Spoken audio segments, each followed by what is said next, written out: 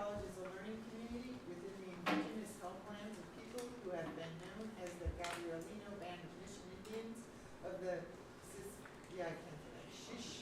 Shishwanga, thank you, village and Quiche Nation. We acknowledge the painful history of genocide and forced removal from this land on which we gather. We honor all indigenous people, past, present, and future, and their continued survival and contributions to our society. We also honor the legacy of the African diaspora and recognize that this country would not exist without the free enslaved labor of Black people. We share these acknowledgments to raise awareness about these histories that are too often erased or forgotten, and recognize our place in this history, and to affirm our commitment to social justice, systemic change, and anti-racism. I'm done. Thank you, I got Crystal. it. All right. The next item on the agenda is a review and approval of meeting notes for May 4th, 2023. Hope you all have had a chance to look at those. Do I hear a motion to approve those meeting notes? Move to approve. Second? Second. Anyone have issues with those meeting notes? Okay, the meeting notes are approved. Thank you. Information updates. This is my first college council meeting. It's great to see you all. I think I know most of you, but not all of you. I was wondering if, for me, you would be willing to just go around the table and just let me know who you are and what you're doing, what you do here at PCC. I know most of you, but if you could just do that. And there may be some other folks that may not know who everyone is. Can we start, Carol, with you? Good morning, Carol Calandra, Director of Veteran Services. Good morning, I'm Brenda Release, Vice President for Student Services. I'm Lindsay Ruiz. I teach English and Academic Senate Treasurer. Good morning, Sheila Rose. I teach English as a second language, and I'm Academic Senate Secretary. Good morning, everyone. Laura Ramirez, Vice President of Instruction. Tito, Director of EOPNS Care and Foster Youth, and Vice President of Management Association. Courtney Alfred, Administrative Assistant, Institutional Coordinator. Raquel Torres-Ventana, Dean with the Library of Educational Partnerships, and also Secretary of the National Association. Nancy Morales, I am the Administrative Assistant for IMG. Megan Stafford-Rouse, and I'm Monitor Investigative Manager. Greg Zamatic, custodian here, also chapter president of CSA. Candace Jones, Vice President for Business and Administrative Services. James Wu, Student Protection Specialist and President of Pasadena. Executive Director of Voting Affairs and Voting Information Office. Crystal Colors, Institutional Effectiveness.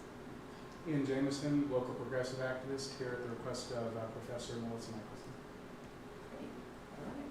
Well, I just wanted to mention that I have been so impressed with the PCC community. Selfishly, I have felt so welcomed here. This really is a welcoming community where even somebody that parachutes in from the outside feels a sense of belonging. I have been impressed with our students, our faculty, our staff. I've had an opportunity to meet with some of you one-on-one, maybe even toured some of your areas or facilities. I hope to do more of that. It's been kind of not very structured, which is fine, because it's been fun to just kind of bump into things and hear what you all are doing. I'm sure that I'll have much more to say in the future. We do have presentations from many of the college's areas today. I'm most looking forward to hearing from some of our college council partners. I am really impressed that we have an organization and a venue like this. I think it's incredibly unique to have so many diverse groups at the table communicating and working through campus issues and initiatives. This kind of organization really speaks to not just shared governance, but really shared leadership. Because I really do believe that everyone around this table is part of the leadership of this institution.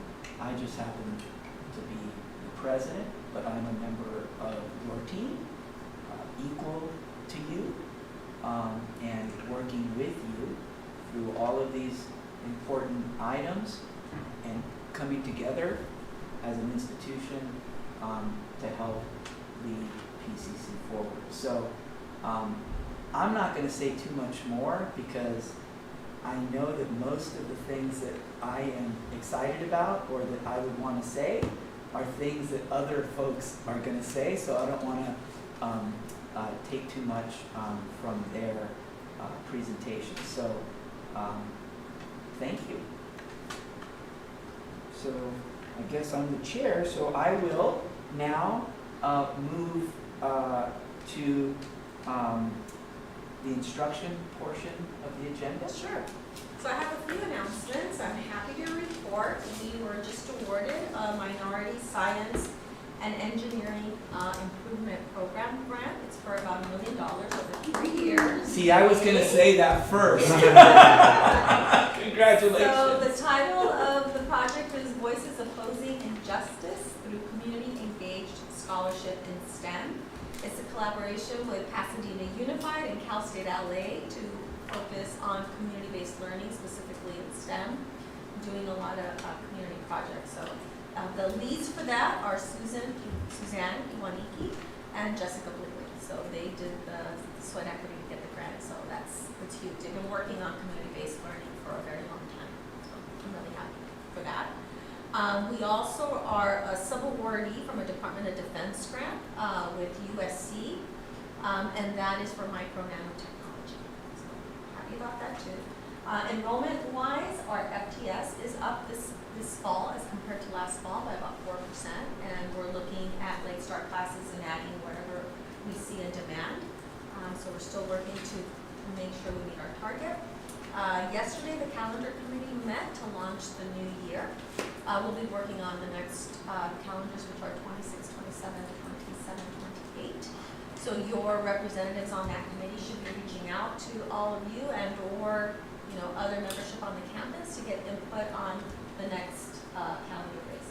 So that was just an introductory meeting, letting everybody know kind of where we are, the limitations as far as what we can and cannot do within that committee, and reminding them that it is a recommending body that recommends to the Senate, the College Council, that in turn forwards their recommendations to the President and ultimately to the Board of Trustees.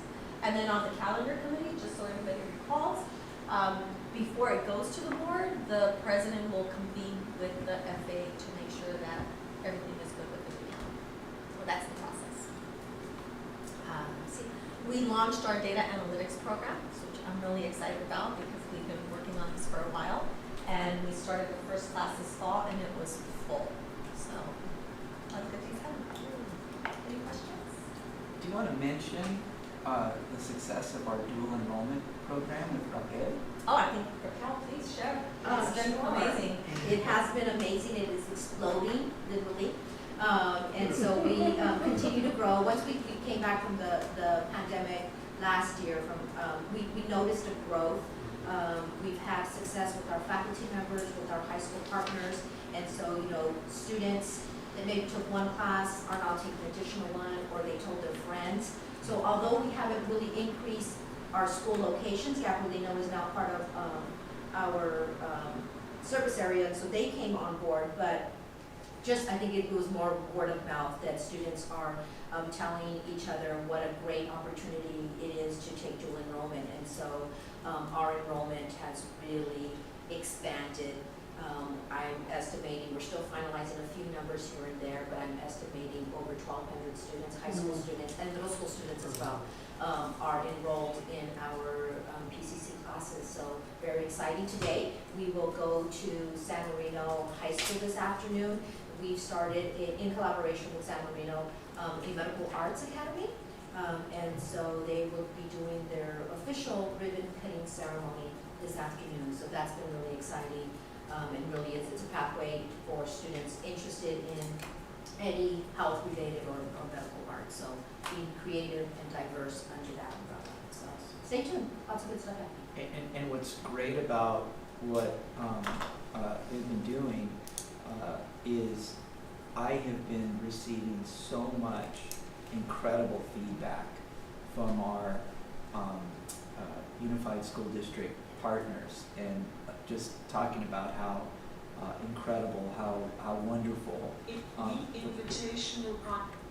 wonderful the program is, and how supportive Raquel and her team have been. But we're gonna try to get Raquel some more resources because the program is expanding very, very quickly. It really is one of the areas of growth at the institution. So thank you. I won't be able to be there, but you all are going to be the stars of the show.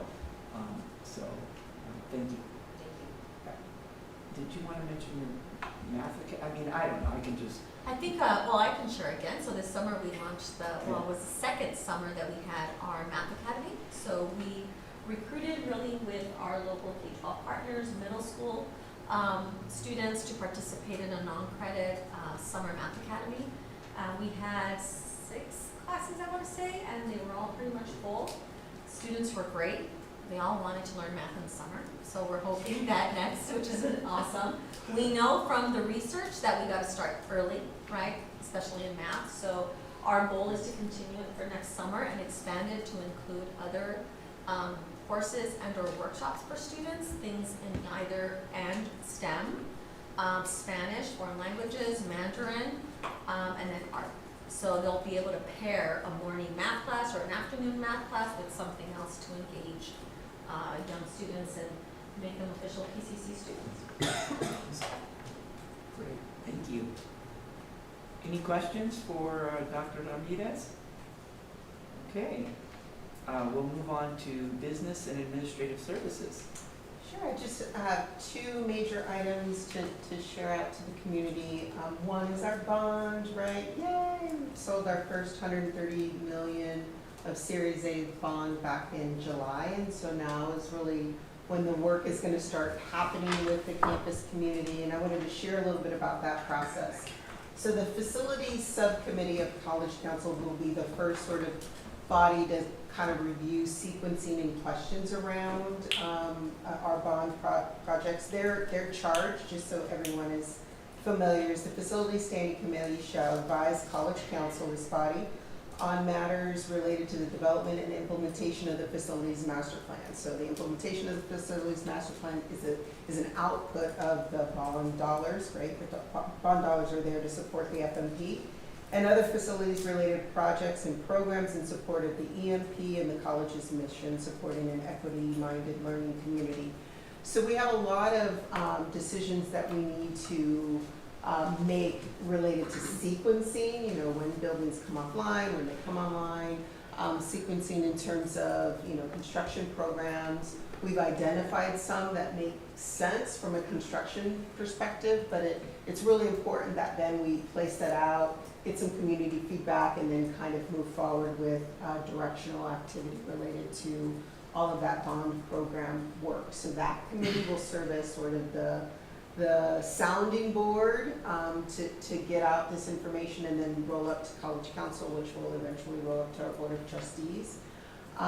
In terms of like actual project-based user groups, so the first 2 project user groups or building user groups are going to be for Serafian, right? We have folks who are wanting to know what's the status, who are really engaged in wanting to give feedback around furnitures and fixtures and those sorts of activities. So we will be convening a user group under sort of that subcommittee to kind of to deal with all of the questions or concerns or just to really provide feedback on how the inside of that building will take form and shape in these next coming months. So we're going to be working on identifying that group. And then the second user group is going to be for the mirror pools. So the mirror pools are a key item for our 100-year celebration. And so the work around remediating and rehabilitating and reimagining what the mirror pools will look like on this campus is already starting. And so we'll also call out to all the constituent groups to invite participation in that process. Again, to sort of vet some, conversations around landscaping, right? Seating choices. There's questions around electrical outlets and what should be available in those areas. And so we're really wanting to be intentional about making sure folks get early in so that feedback gets baked into that design process as we get through the architectural design work and then submittals to DSA. So be on the lookout from each of your areas that we will make those calls out to each of the constituent groups for participation. And then specific to buildings like Seraphim, we will work with the deans and the folks who are actually going to be in that building to kind of help assist with providing some additional guidance on how those places take shape. The first facility subcommittee is on September 28th, so we're meeting too. And if you haven't had a chance to give us your representatives, I think we've heard from most, but if you haven't, please make sure that Lizette, I think, is calling out to all of the bodies to receive their representatives for this upcoming academic year. Any questions about that process? What was the name of that specific committee? Facility subcommittee. Oh. She's probably hitting you up about district technology. Yeah. She's got two. She's trying it, but that's that committee. The second is just a notification, just awareness that we will again be participating in the Great Shakeout on October 19th. And that is going to, again, this year be a full evacuation. We feel it's necessary to continue the work on our incident and emergency planning teams. They continue to meet on a monthly basis to just work through case studies. We understand that, instruction is happening at that time. Lots of really important meetings are happening at that time. And yet, we're wanting to make sure that in an event of emergency that folks really know what to do, where their evacuation zones are, we have a whole batch of new students who have just started here at PCC who we also want to make sure feel very comfortable and know what to happen in an emergency scenario. So that is October 19th. I think the first notices will just go out, I think, Monday of next week, and then some reminders like, remember. So whatever we can do, I'll ask you all to just, to continue those communications out to your constituent groups. We do find that folks go, do we really have to leave the building? Yes. Do we really? And the answer is yes, we really need you to evacuate so that the building captains of each of the buildings can kind of sort of check it off and make sure that we have gone through and that folks are getting to their right evacuation zones. There's a huge sort of process that happens with the CDC. I mean, they pack up the babies and they put them in cribs and they roll them out. So I feel like if they can do it, we can do it too. But we do understand that there's some, there's classes and things. So we will do our best to continuously make sure that folks who are scheduled, faculty who are scheduled at that time receive those notices that we need you to evacuate and support the Great Shakeout, which is a national, activity that happens at 4 years, 2 years all across the country. So those are the big ones. Any questions about that? These are easy. Quick Yes. question. So on October 19th, we'll be here again. I think we have a meeting that day. Oh, So yeah. I was just checking And my we calendar. did last time. Is that what happened last time? So we'll just start a little later? Uh-huh. Okay. Yeah, you don't get out of it. Oh, no, I wouldn't think so. But it's okay. if we're late because we're out doing the 100%. We event. won't be in here either. I didn't think so. Last year, we just convened, and as soon as they As gave soon me as they all gave the clear, all then clear. we just came back. Okay. Yeah, Thank good question. Candace, do you want to just mention, I know some of the people around the table have been participating in your emergency management Sure. sort of incident and team Sure. sort of exercises. This is one of the initiatives and programs that I've been most impressed with. I mean, we've had in my short time here, I haven't even been here 2 months, and we've had 3 critical incidents, emergencies. Fortunately, there hasn't been any sort of anything really significant. Everybody has been healthy and safe after them, but I think one of the reasons why we've been able to respond so effectively is because of the work that you all have been doing as a team and as a group to prepare for these things. And can you just mention a little Sure. bit about Sure. what you've been doing? Sure. So we have a group of about 50 individuals who participate in the incident management team, and they are assigned a particular role. So we have an incident commander, which is myself, and then we have a PIO, which is Alex. I report up to our board policy, so to sort of pass information up. And then there are section chiefs, so there's logistics, finance, planning, and operations. And so each of those sections have people who report up through them to help, and play a specific role whenever we're having an incident. And so that team has been working, I'd say, close to 18 months now, where we meet monthly for 2 hours and perform tabletop exercises on a variety of different sort of circumstances that might happen on campus, from earthquakes to hazmat situations to active shooter situations to all sorts. I mean, Zombie apocalypse?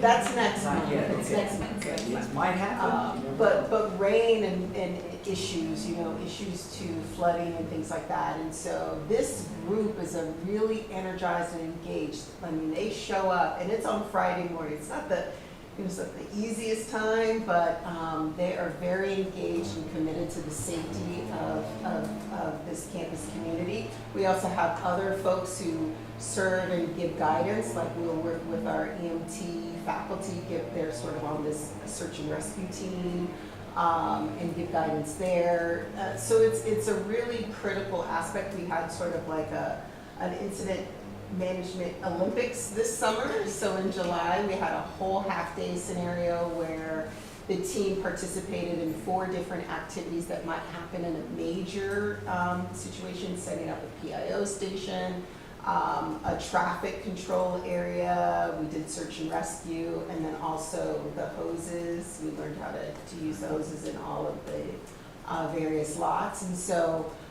there's active, work that's continuing on a monthly basis, in addition to some training opportunities that we're going to be messaging out to the larger community to participate in CERT training. So that'll go out to all faculty and staff who want to get CERT trained.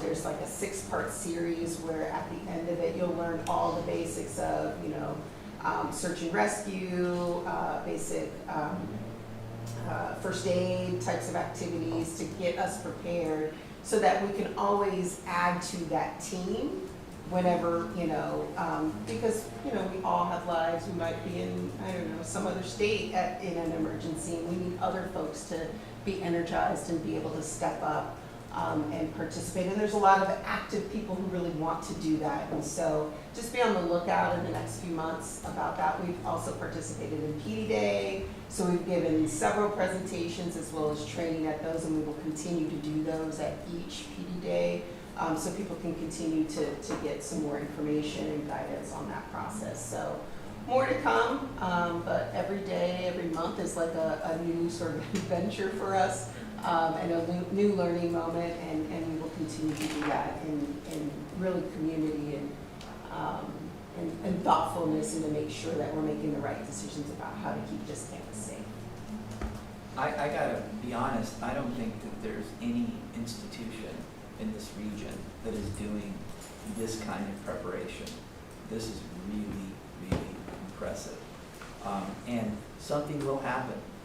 Something will happen, folks. Unfortunately, yesterday at Mount SAC, they had a Right. stabbing on campus. Right. Did they? Yeah. In class, right out of class or in class? Yeah. So- Yeah, so, you know, this is really, really important, so thank you. We're gonna move, on to student services. So, a couple of, I guess one announcement, we also were awarded a Title V grant, the HSI grant. It is called UpReach, which is unifying PCC's resources to empower and accelerate completion for Hispanic students.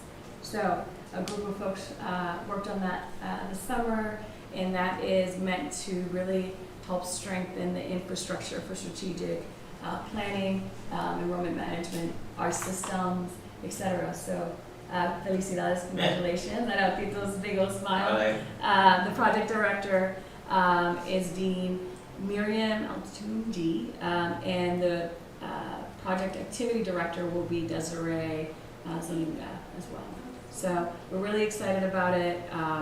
We have 3 strategies. One's unifying approach to personalized care. So strengthening those success teams that will be rolling out or continue to be rolling out. Fostering community and connection, and bringing together existing technologies, so supporting the infrastructure. So we're really excited about that. We just got notified 4 hours ago.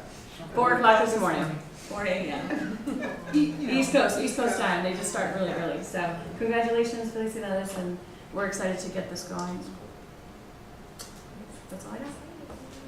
Well, I wanted to add, I know that your team has been very instrumental in Latina Heritage Month. I know Tito's been involved and others, and I've been really impressed, particularly last week.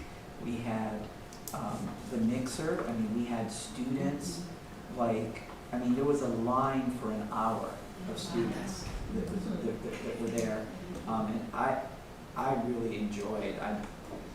It was interesting because every one of you that was there kept saying, "Oh, there's the president, go talk to him." So that was the line, that was the hour-long line. That was the other line, but it was great to be able to hear from our students, and they were really excited to be there. I think they felt comfortable at PCC, particularly our Latino students.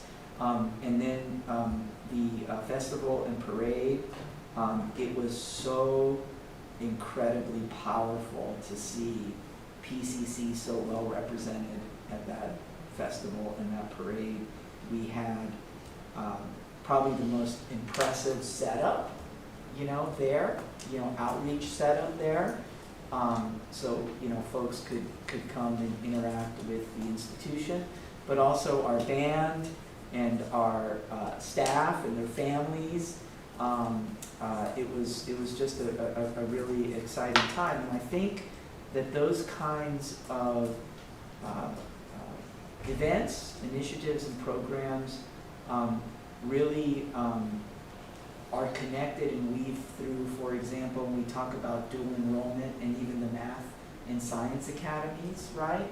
Because as we're trying to build the pipeline to PCC, and we're going into underserved communities and getting them ready very young, right, when they're in middle school or even elementary school, so they don't have to come to PCC, but we want them to be ready for college or a trade or whatever it is that they want to do.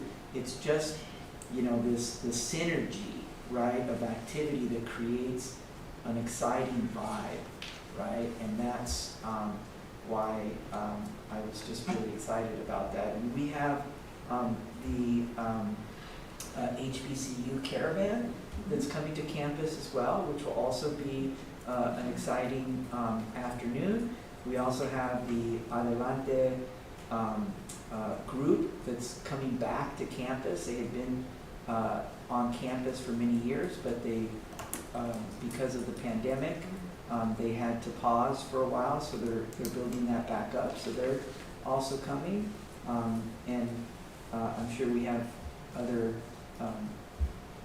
events like that I hope you all participate in as well. So thank you, Brenda, for everything that you've been doing. The next presentation is IEDJ. She unfortunately is at a very important conference representing the institution, so she's not here to present, but I do want to share that I met with Carrie and Quay last week, and I was really impressed with the equity plan that they, in consultation with you all, have put together. It's very impressive. I'm excited to work with them and to work with you in implementing that plan, which will be a constant project and initiative into the future. And I've also met with some of our empowerment groups, both outside and inside the institution, and Carrie and her team are coordinating, or will be coordinating some of those connections into the future. So with that, I want to move on to our updates from our governance partners. Start off with the Academic Senate. Wonderful. So we had our Academic Senate retreat this Monday? That was past 2 Mondays ago. Okay, good. And we had over 30 senators and alternates in attendance, and we spent our time together on professional learning, specifically about liberatory education and liberatory outcomes. We are going to partner with instruction to roll out a liberatory education campaign in the classroom for our students, and we really wanted to get our input from our senators on how that would look, and also to really establish the goal of focusing on liberatory education and curriculum and pedagogy and around the entire campus. And so we're excited. Our first meeting is Monday, 3 to 5 in Crevlin. That's it. All right. Okay, great. Okay, any questions? Okay, Classified Senate. Yeah, just want to share out that we're focusing right now, big push to fill all of the different standing committees so that we really have that classified voice and shared governance, working closely with folks who are represented by CSEA, CFT, POA, who are unfortunately really short right now, but they're slammed, and I think they're doing all they can. I know we're hoping, hopefully we can get some more officers in there, so, but yeah, just really want to make sure that we're making space and including people's voices and feedback from all these different areas so that there's a representation. So that's the big push right now, is to really fill in all those spots. I know some of the committees have started, and I'm hearing good feedback already. We're just pushing really for relentless clarity and transparency in the academic year to come. Got some new senators that have a lot of questions, and so we just want to get to the facts. You know, there's a lot of rumors and misunderstanding that I think sometimes leads to stress and then impairs their ability to serve students, you know, to the best of their ability. And so we just want to empower them with this information, with just how stuff works, make sure things are clear on things like our hiring policies, our hiring process, and the work from home situations that we're going to be exploring in the fall. So again, just trying to be transparent and get it straight from the source so that they're hearing this stuff and it's not spinning into something that creates a stressful work environment for folks. So yeah, that's about it. The other thing I'd like to mention is we're working with Jason Robinson, the Office of Professional and Organizational Development, to do like the Lancer Guide buddy system type thing that I know that they piloted with managers in this last year.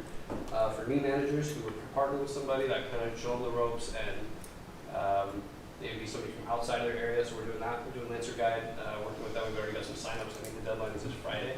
But we already got some folks who are expressed interest in being part of that cohort and serving as a Lancer Guide for new classified staff. And I think that, again, just goes back to them feeling supported and feeling plugged in and connected here, so they can just focus on, you know, kind of growing and doing the best work. And I hope to get one of those Lancer guides. I need one.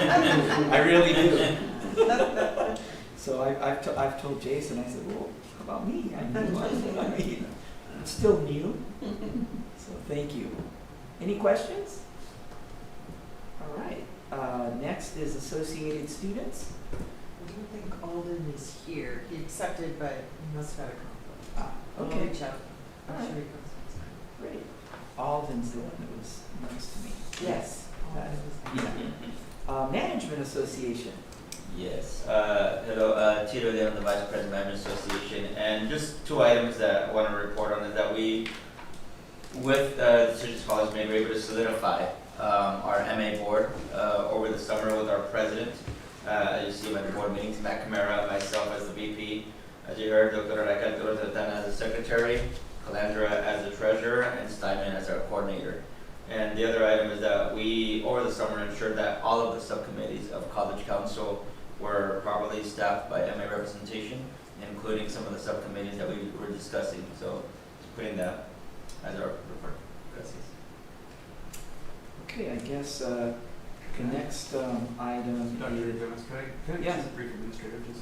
Yes, sure. Sorry, I know this. Yeah, go ahead. I want to make sure I get mentioned. The first is we successfully launched the Lancer Point transition last weekend, and I'm sure people have seen that as they logged in. We've received some feedback from folks as we got along the way there, so please keep that flowing. If you talk to constituent groups, we're happy to troubleshoot, and Murat Avsar and ITS and I are trying to respond to those as much as we can, so please keep those flowing in. The other one I want to make sure that got mentioned today was under Dr. Boland. The email went out about the Selection Advisory Committee training program. That is a 3-year, 3-phase kind of program. I just want to spend a second talking about that. If you are going to serve on a hiring committee, last year you would have attended an in-person session with a man named Greg, I forget his last name. I'm sorry? I think so. I think so, yeah. Smith. Smith, there you go. Oh yeah, you guys know that. This year, for phase 2, if you did attend last year, it's an online live Zoom program that will be offered, and there were dates available in the email that went out. We have gotten some response saying, I'm not sure where I fall into that. So if you don't know if you took a session last year, or if there's folks in your areas who need advice, check with HR. They'll be able to keep records on that. And then you can always start the first phase this year as well. It's basically we scaffold as we go across the 3-year program, and every year there will be all 3 years offered, so people can jump in anytime they want to. I sense a question coming. No, I thought I saw that HR has an updated list of when everyone has completed that's Yes. available on the website. I think that's true too. Yes. So that's all good. Is stage 1 still in person? Yes. Okay. Stage 1 will be in person, and I think it's like a 3.5-hour live training. Stage 2 is live online, and stage 3, which hasn't started for anybody yet, will be asynchronous online. Okay. So, boom, boom. Thank you. Great. Dr. Boland came and shared the classified senate about this yesterday, Great. and she had to like run out, and so you do your stage 1, you do your first one, Mm-hmm. and it does a 3-year deadline basically, and after 12 months you should probably try to do phase 2, Mm-hmm. and after 12 months of that you want to do phase 3. That would be ideal. Correct. If you don't get around to doing phase 2 for like 18 months, Mm-hmm. you do it and it buys you another year up to phase 3. You don't get around to doing that for like 12, 13 months. When you do phase 3, you still are operating off the deadline of phase 1 being 3 years, right? So by the time you get around to doing phase 3, you could only get another 3 or 4 months out of that before your timeline starts over on your phase 1, right? Or does it always push it out a year? That is a very interesting question. I just feel like we're Not sure if that's been addressed yet, but I think that's worth bringing up. I don't know. That structure is interesting to think about. So let's connect on that. Probably connect with Dr. Boland about that. I made a diagram, so I've sent it to Put a chart. I like a diagram. Great. Okay, great. Thanks. Old items. It says none. I wish I could do that in my brain. New items, discussion and possible action. Subject is AP 3434, responding to harassment based on sex under Title IX. And who is going to be, okay. Good morning. All right. So it is a long policy. I want to start by acknowledging that and maybe sharing some context that might help explain the details that you see in this policy. So the reason for these extensive updates are to make sure that PCC's process is mirroring what the federal government is requiring of institutions to do when we receive reports that will move through a formal complaint process under Title IX. So at all other educational institutions, this process pretty much looks the same. And we are required to provide maybe more details throughout the process than might be typical of other resolution processes. We're required to state deadlines per California law for each step in the phase of resolution. So you'll see maybe a little bit more detail than might be typical. And I wanted to just call attention to some of the the overview of some of the major changes to make it a little bit easier and to distill the 20 pages that you can see up there. Number one, the law makes a distinction between a report and a formal complaint, which really allows the complainant to help drive that process, as well as leaving discretion for the institution to initiate the complaint process.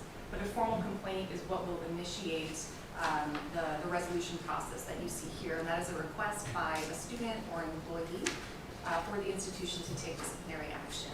And so this is the pathway to taking disciplinary action through this process. What's different in this process than, say, like a student conduct resolution proceeding is the live hearing component and the opportunity for parties to ask questions of one another, not directly, but through the support of an advisor, which the institution can provide. There's a lot of transparency and communication since this is a more extensive process. And so there really is baked into this policy equity for all parties involved, access to supportive measures throughout, and just some jurisdictional things that are different. I wanted to call attention to as well is how sexual harassment is defined under Title IX. So the law defines it as severe, pervasive, objectively offensive. And the reason I want to call attention to that is because, to be transparent, that is a pretty high bar, right? Meaning all sexual harassment reports may not rise to that bar, which is why in this policy we reference other existing policies. So the message through our office in conjunction with student conduct and HR is that Title IX is a pathway to resolution. It's not the only pathway. If we cannot legally take jurisdiction, I've been working really closely with Bob and Brenda and Jeff to make sure that our students and employees know that there is an appropriate pathway, even if it's not Title IX, and to ensure that our community is not feeling dismissed if we can't legally take jurisdiction over it. The other thing that's different is currently the law allows us to take Title IX jurisdiction only over things that happen in the United States. So for example, if a stalking incident occurred in our Oxford program, we couldn't proceed through this process. However, we could proceed through a student conduct process. So the jurisdiction is a little bit restricted for those changes. This does apply to both students and employees. What else do I want to point to? I think I'll pause there, but I just wanted to provide an overview. I understand this is a long policy, it's a lot to distill, and I'll invite questions. Megan, I have a question. The policy is structured around the documents from our statewide community college groups and colleagues, correct? Yes. Yes, we took that template policy and we took a second look at it. There were some tweaks that needed to be made given some more recent changes in California state law that are more expansive than the federal requirements around what we must do. A lot of it is just increasing supportive measures, transparency around timelines for each step of the process that really goes beyond what the government requires of us from the federal level. But yes, that was our starting point, and so that's the heart of this policy, absolutely. So the document has been vetted significantly, even as we get to this point. It's gone through lots of eyes and ears and conversations. Yes, that is correct. It was first vetted through CCLC, who created the policy, CCLC has a relationship with Grand River Solutions, who specializes in equity and Title IX discrimination work. And so they also took a look at this as well and made sure that we had a second set of eyes on it. Tito? So, the first read for us as college counselors, so I'm going to take this direction, because I know made a recommendation, it's not a big thing, but that way can be added on the next time around. All right, any more questions for Megan on that item? We're going to move to another discussion item. This is communicable disease policy. That's me, because I get the fun ones. Anything with, diseases, that's me. I'm actually going to take the next couple together. So we're also going to talk about the health examinations. I worked with HR over the summer, because what we decided to do is we kind of needed to split these out a little bit between communicable diseases and health examinations. So we made the new policy and procedure on communicable diseases, and yes, as I'm sure you caught, this is the college taking a more proactive approach to pandemics and endemics, because now they will happen and we will probably see them again. And as a district, we need to have something in place, some guidelines on how we're going to deal with those. So that's where BP 7330 got its origination from, is us taking a look at having something very clear about our response to pandemics and endemics going forward. The next ones were where we kind of separated out that kind of language and we started talking about health exams. We had to do some fixing on this because faculty are not required to have health exams, and we really only require health exams for employees who have specific positions at the college where we need to have them in a physical state that they can handle their job. So we cleared all that language up. Then you can see that we did that again in the AP, about a little bit pre-employment medical and expense, and also a little bit about fitness for duty in here as well. So any questions about those before I go on to the one that's going to really blow your mind? So this is the first read. So please take these out. If you do put them on agendas and you want myself or Brian to come and talk about them, we would be happy to do that. We try to be as straightforward and helpful as possible in this process. Yeah? Is this something you think needs to go through each of the Yes, I think it constituents? does. I think everybody needs to be aware that what we're doing. Particularly faculty need to know they don't have to have health exams anymore. Just kidding. I'm sure we weren't making you do it, so, but yeah, we removed that language. Okay. But yeah, I would like everybody to know about this. It's important. So the next one is really the most entertaining one I could ever possibly do, since I haven't looked at it since 1985, which is before when most of you were born. Just kidding. So this is called, it was called employee exchange, but it's not. It's really faculty. And the key word on this is exchange. Don't lose sight of that. We exchange employees. Okay? So this is still in Ed Code and Title V, so we're including it. What Brian and I did is we just kind of went through and tried to clean up the language. So it wasn't 1985 language, it was more 2023 language. The same thing with the administrative procedure. We Is it still rad? Yeah. That's lit. It's lit now. We took out a lot of the stuff in the administrative procedure because we couldn't even figure out how that can happen. So we just tried to simplify it as much down, with the understanding that if anybody, a faculty member, was going to engage with this, you understand you would need to go to HR and have to work this out with them. But we want to make sure we keep it on the books. So this one should definitely go to the academic senate. It didn't come once in spring? Well, it did, and I didn't like it, so I took it back. Okay. So you never actually vetted it a first time read. Okay. Yeah. So will you be coming to invite? I just would love to come and talk about this because I know so much about faculty exchange. Okay. Or I'll have Brian come with me. So nothing, we're just trying to clean up language. I honestly have looked at this one, the faculty exchange one, for years and have just couldn't figure out what to do with it, and I just talked to Brian and we bit the bullet and just kind of rewrote it. Is it Brian Gilbert? Brian Cummins in Okay. HR. HR, okay, works. These are really HR Yeah. policies and procedures. So he and I worked on them over the summer. Any questions? Y'all very excited about health exams, communicable diseases, and faculty exchange? Yes. Okay. I'm sorry, one more question. Yeah. Megan, is this something that should also be going through academic senate? Yes. So we should be inviting you also. I think I already actually on the upcoming meeting. Okay. I think I've confirmed with all the other groups. Okay, Yes, yes. yes. Thank you. I'll confirm. Did you have I do have a question, yeah. Hi, Alden. Hi, are you in C2? You were a program for the data track. Yes, Yeah, yes, right. that's So I what went we to meant. one of your meetings. Just for communicable disease, is that like for student workers as well?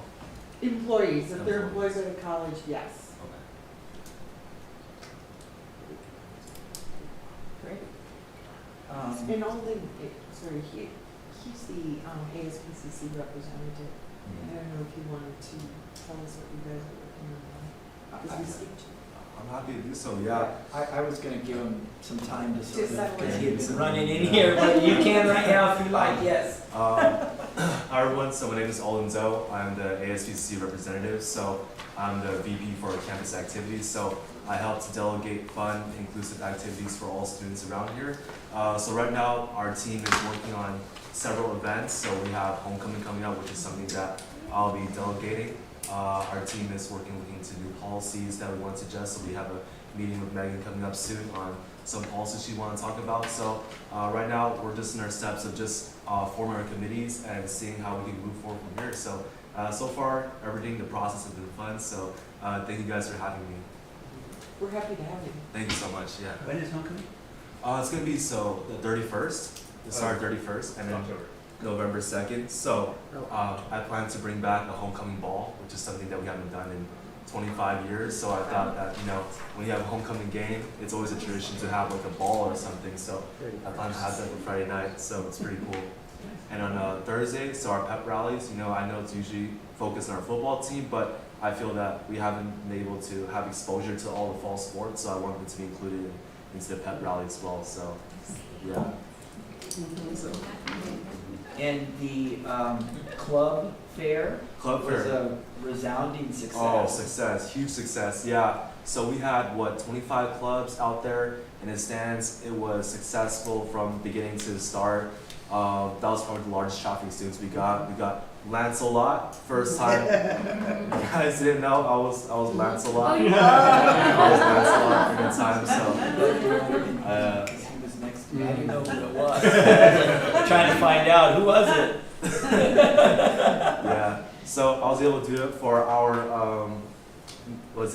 our Latin party. Yeah. Like the Somos. I was able to do that for Saturday as well. And we have 22 new applicants for our Lancelot, so it's good for school spirit. Yeah. Yeah.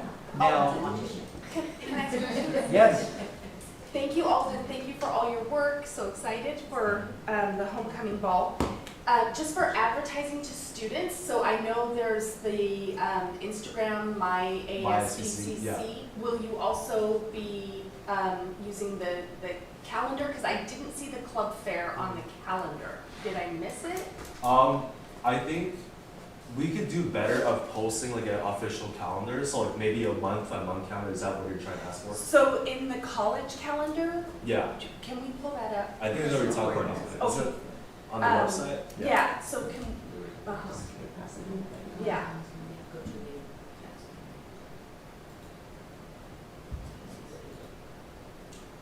Yeah, on the black bar, the little square hash at the top. So these kind of populated tiles, students can RSVP through them, and that's really helpful, I think, for teachers, because you could pull this up in class, whereas like Instagram, it's a little harder for us to communicate that. So of course, both and, because students go to social media, but if you could post that on the calendar, on the official campus calendar, that makes it really easy to show to students in class. If you need access or training on that system, we can. Okay, yeah, we can talk to you guys about that, for sure. Thank you.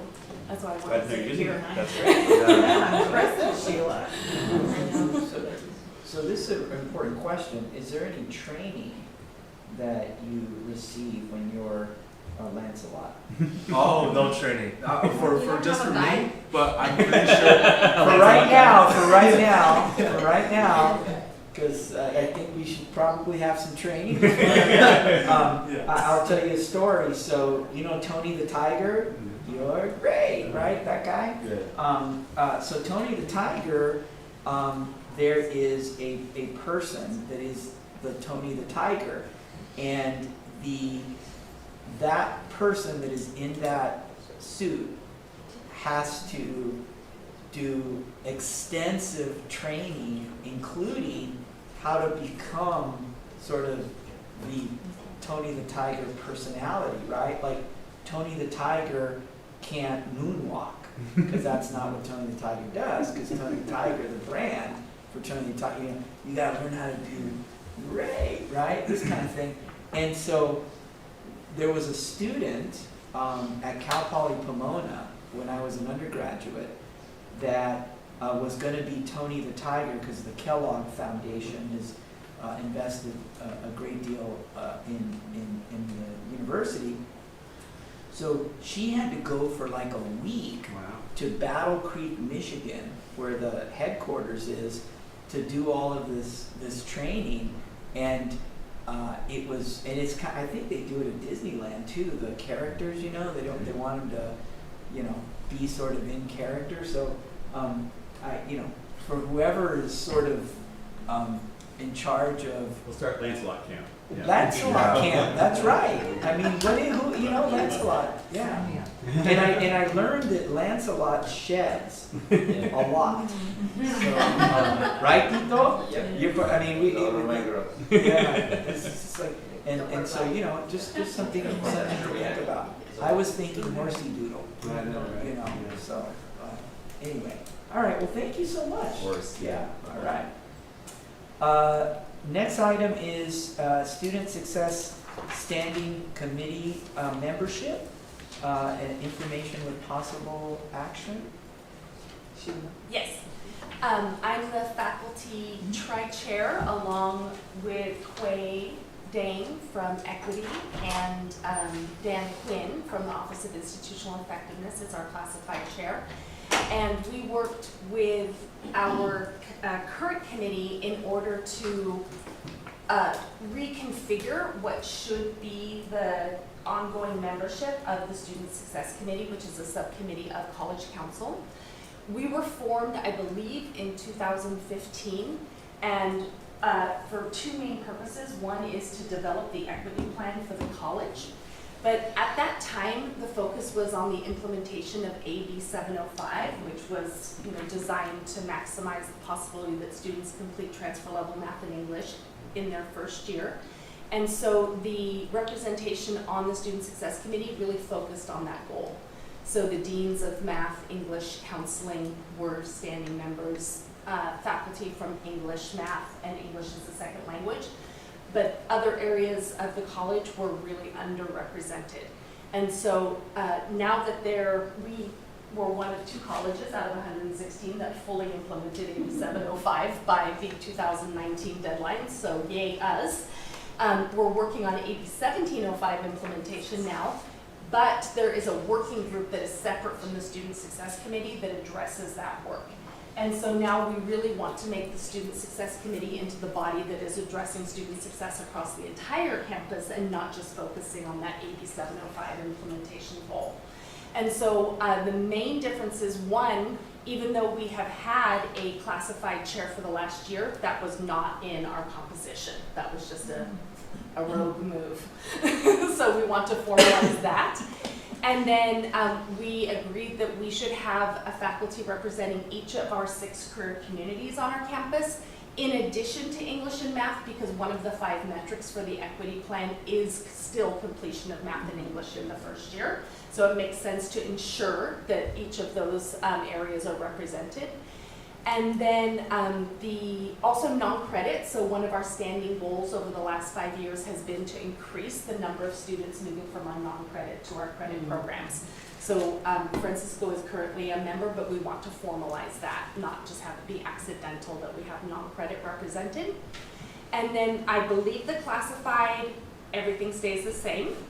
And then if we could scroll down a little bit, thank you. So we have added additional deans.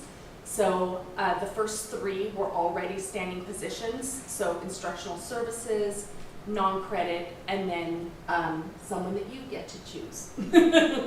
Dr. Gomez. Can I ask Yeah, a question? of About course. Dean of Instructional Services, do you mean academic affairs?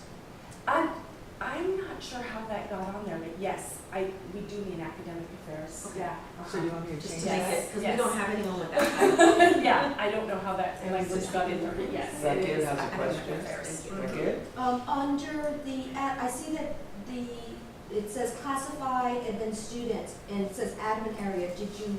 Is that intentional, or does it make more sense to say managers?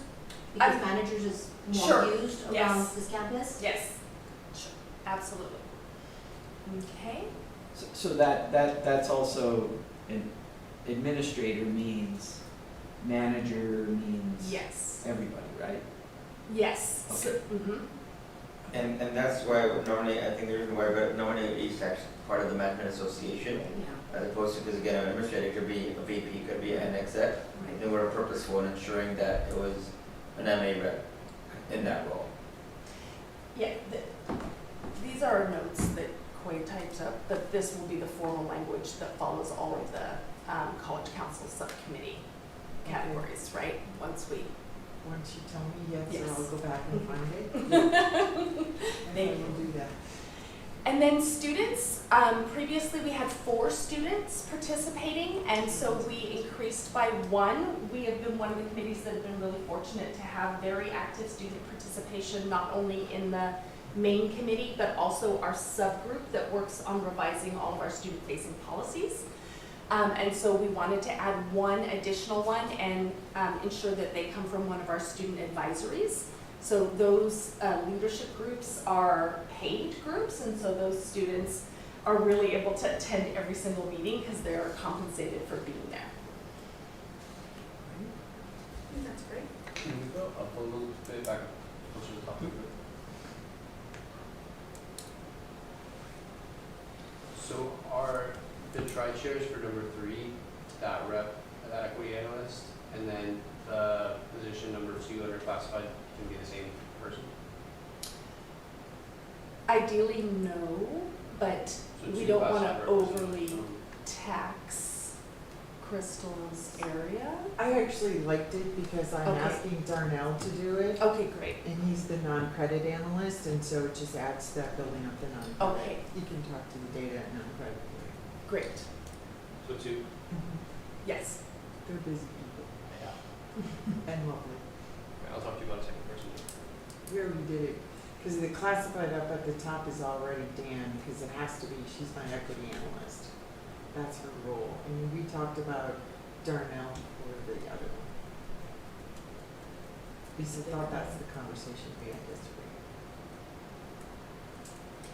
So we are actually hoping for a motion to approve, if people feel ready to do so. We have held off meeting as a committee because we did not want to start off the year with our old membership and then say thank you for your service but goodbye to some of our members who are no longer on there. And so we would like to start actively recruiting so we can start meeting as soon as possible. I motion to approve with the corrected language or updated language. Second, anybody? Second. And this is just the structure, these aren't the actual people, we don't have to approve the people. Right. Correct. That'll happen, okay, got it. All right, anyone have any issues with this? All right, it's approved, thanks. Next item on the agenda is announcements. Do we have any announcements? Yeah, Megan.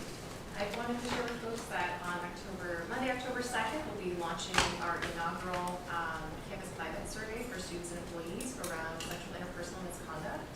So I'm hoping that this will be a helpful feedback mechanism for us as we're endeavoring to expand upon our Title IX services and outreach. So excited to share that with the community, and so please encourage, I'll have some more social media things and marketing materials coming out, but I'm hopeful that we can get some data that can provide maybe a more robust picture around students' experiences reporting or not reporting or accessing services on campus. It'll run for 3 weeks, I believe, is what we talked about. Okay. Yeah. Former sugar gym. Okay. Nothing from me is, as Courtney put on the screen, we have various events upcoming still. Again, we still have our month is just starting. But we have a number of events, and one that I want to highlight is actually, we're kind of switching the makeup of it. But for the Latina Trivia Night, it's going to be a students versus staff one. So we really encourage y'all to be present. Again, you can close out your day with that via connect with associated students. So please come on down to the Wi-Fi Lounge. And again, we have a number of events that are coming up. So it's right on the main page of the website. You cannot miss it. And thank you all for that came out support for our mixer. It was very appreciated. Great. Okay. On behalf of the library, just want to let folks know that we have a few more laptops. They're all checked out. We do the borrowing, so students can use them. We have a few more that are expected to come in, I believe 300 within the next week. So we do have students that need access to technology. We still have that. I think we might have a handful of hotspots left as well, and scientific calendars. Calculators, sorry. Calendars too. And then also save the date. We have not put on the calendar yet. It just got finalized yesterday by our committee. Our 30-year birthday anniversary as the Shackford Library. We will be celebrating on November 7th, Tuesday, during the noon hour. November 7th, voting day. Thank you.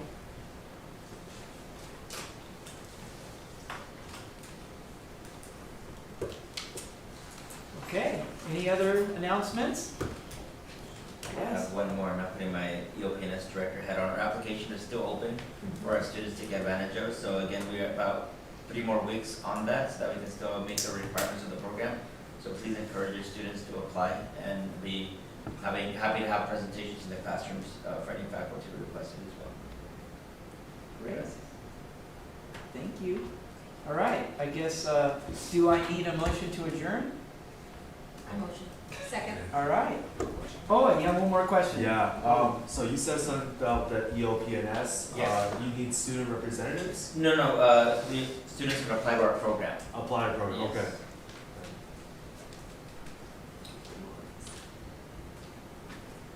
Okay, thank you. All right. Good job. First reading. Yeah, great. You made it. Great. Successful. Yeah. Oh, then is there anything I can do to?